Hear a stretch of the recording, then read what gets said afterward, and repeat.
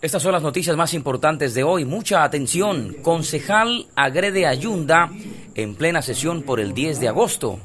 El restituido alcalde de la ciudad de Quito, Jorge Yunda, fue agredido físicamente por el concejal de la Concertación, Fernando Morales, en plena sesión del Consejo Metropolitano por el 10 de agosto en conmemoración del primer grito de independencia.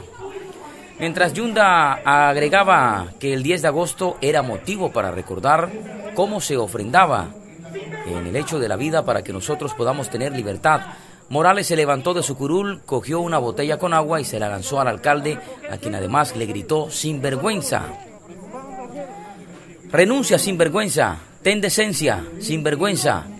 Quito no merece lo que estás haciendo tú y tu familia, familia de pillos. Sinvergüenza, debes renunciar, gritaba Morales. Esas son las amenazas que siempre tenemos. La violencia, el ataque, ya no tienen respuestas, ya no tienen razón.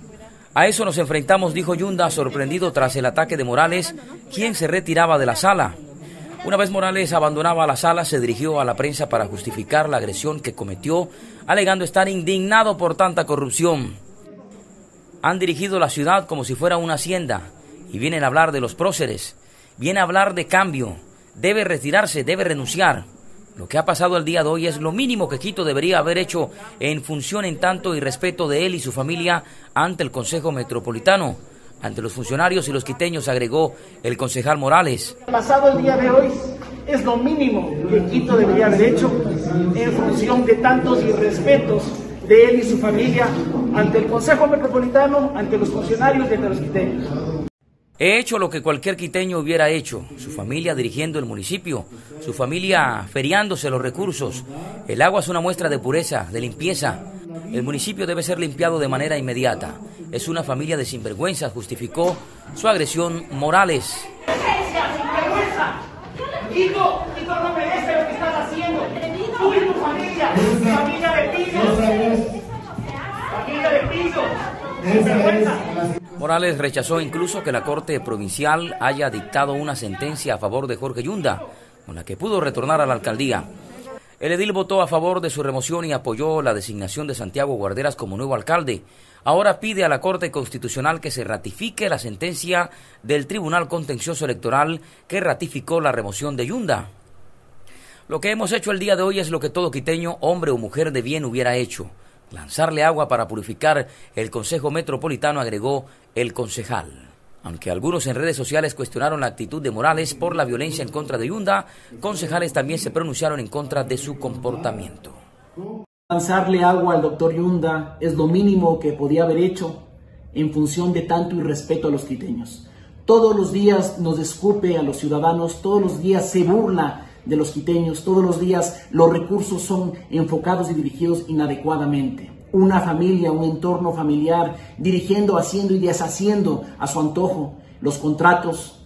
No nos olvidemos de los chats, de las transacciones ilícitas. No nos olvidemos de un proceso de remoción que cumplió con todos los temas legales y que ahora, con una justicia enlodada, está intentando salir por un lado. Lo que hemos hecho el día de hoy es lo que todo quiteño, hombre o mujer de bien, hubiera hecho: lanzarle agua para purificar al Consejo Metropolitano, para purificar tanta acción. Y en otras noticias les contamos, a propósito de Jorge Yunda, gremios empresariales y colectivos sociales marcharon en contra de Jorge Yunda por las calles de Quito. Representantes de la empresa privada y varios colectivos sociales realizaron una marcha denominada 10A por la dignidad de Quito, la tarde de este martes 10 de agosto. La consigna era pedir al organismo máximo en materia judicial que resuelva el enredo jurídico de la alcaldía de Quito, que mantiene en una pugna de poderes a Jorge Yunda y a Santiago Guarderas.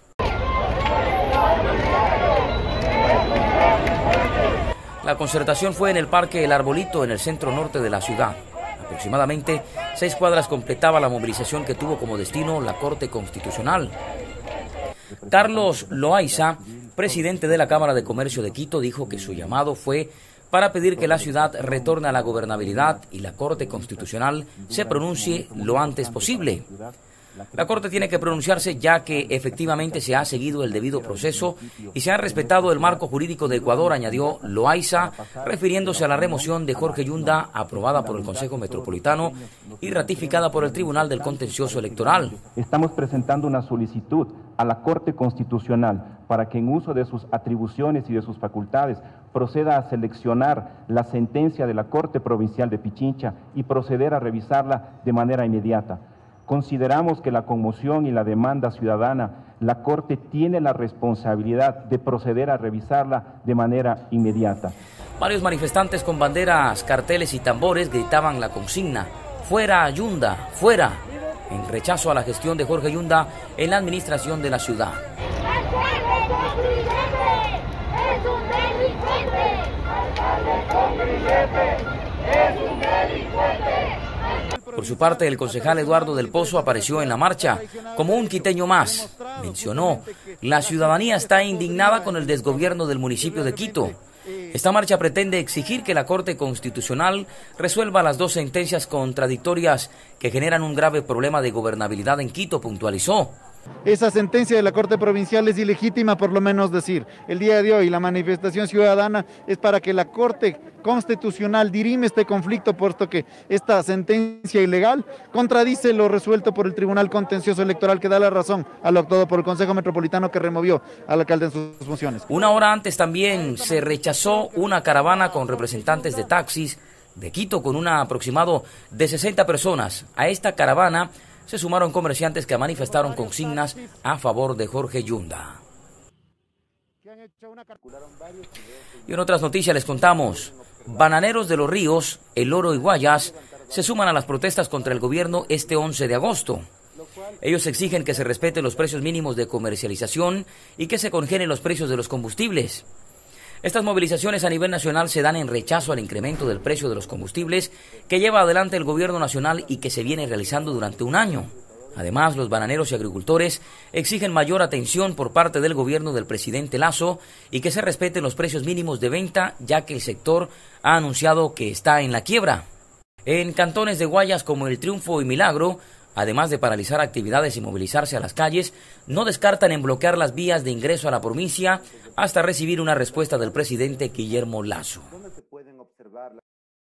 Y en otros temas les contamos: el defensor del pueblo Freddy Carrión fue llamado a juicio en la investigación por el delito de abuso sexual. Además, le fue ratificada la prisión preventiva. La decisión se conoció la tarde de este martes 10 de agosto, después de la liberación que realizó el juez de la Corte Nacional de Justicia, Luis Rojas, durante la reinstalación de la audiencia de evaluación y preparatoria de juicio que se realizó de manera reservada debido a la naturaleza del delito.